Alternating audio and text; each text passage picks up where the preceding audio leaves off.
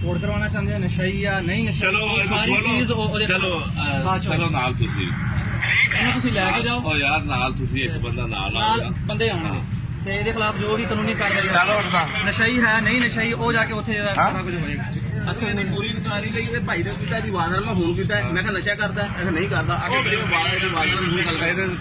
ਇਹਦੇ ਭਾਈ ਨਾਲ ਗੱਲ ਕੀਤੀ ਉਹਨੇ ਕਿਹਾ ਮੈਂ ਨਹੀਂ ਇਹਦੇ ਮਗਰ ਯਾਰ ਉਹ ਭਾਵੇਂ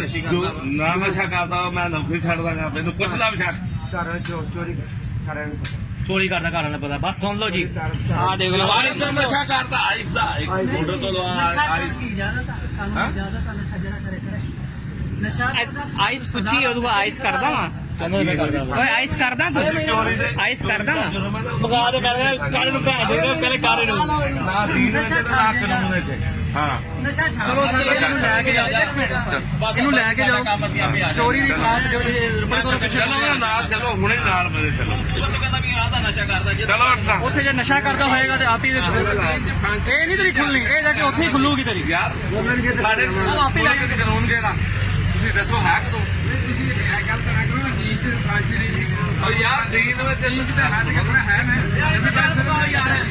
ਲੈ ਕੇ ਜਾਓ ਭਾਈ ਦੀ ਗੱਲ ਮੁਕਾਉਂਦੇ ਇੱਕ ਮਿੰਟ ਕੋ ਭਾਈ ਦੀ ਗੱਲ ਸੱਚੀ ਆ ਇੱਕ ਗੱਲ ਮੁਕਾਉਂਦੇ ਭਾਈ ਨੂੰ